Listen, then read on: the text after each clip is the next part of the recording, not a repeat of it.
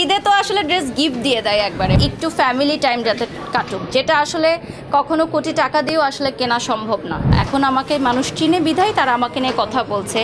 ঈদে আমার দেখা যায় যে অন্যান্য মাসের চেয়ে ইনকামটা বেশি থাকে, আমাদের সব ব্র্যান্ড প্রমোটারদের কাজের বেশি থাকে।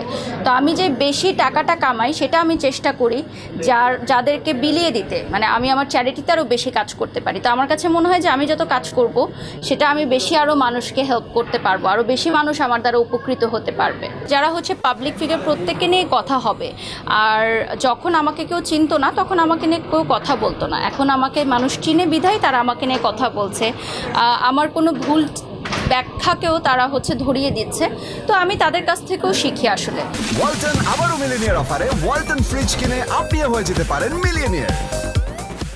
নির্যাতন ঘরেও হতে পারে, ঘরের বাহিরেও হতে পারে। আমাদের ঘর থেকেই পারিবারিক শিক্ষাটা দেওয়া জরুরি যে নির্যাতন ঘর থেকেও শুরু হবে না, ঘরের বাইরে তো দূরে থাক। আর আমরা যারা মেয়েরা সারা ঢাকা শহরের বিভিন্ন জায়গায় গিয়ে কাজ করি, যারা চাকরিজীবী মেয়েরা আছি বা যারা ঘরেও থাকছে, কেউই কিন্তু সেফ থাকছে না। তো সেফটিটা আসলে নিজের কাছে, নিজের পরিবার থেকে শুরু করতে হবে। যেটা একটা পারিবারিক শিক্ষার রুটটাই এভাবে তৈরি করতে হবে আমাদের। এবং এখন তো বাংলাদেশের মানুষ অনেক সচেতন হয়েছে বিগত কিছু ঘটনার কারণে। তো সচেতনতা বাড়ানোর জন্য আসলে আমাদের প্রত্যেকটা জেলায় এরকম কিছু সংস্থা করা হচ্ছে যারা আসলে সচেতন করে তুলবে। আমরা ঢাকাতে তো অনেক প্রিভিলেজড, আমরা অনেক সচেতন, আমরা এডুকেটেড, বাট ঢাকার বাইরে এরকম প্রত্যন্ত গ্রাম অঞ্চলেও কিন্তু কিছু জায়গা আছে যেখানে আসলে এডুকেশন এবং এই ধরনের আচার ব্যবহার, শিষ্টাচার এগুলোর প্রতি গুরুত্ব দেওয়া উচিত বলে আমি মনে করি। ঈদে কিন্তু অনেকগুলো সিনেমা আসছে, সিনেমার টিজারগুলো দেখেছেন কিনা? হ্যাঁ, টিজার তো দেখা হয়েছে। আর আমার কিছু প্রিয় মুখ আছেন যাদের সিনেমা এবার রিলিজ হচ্ছে, so we are really excited. Cinema হলেও যাওয়া হবে অবশ্যই প্রিমিয়ার শোগুলোতে, এবং সিনেমা দেখতে যেতে, না দেখতে গেলেই নয় এরকম।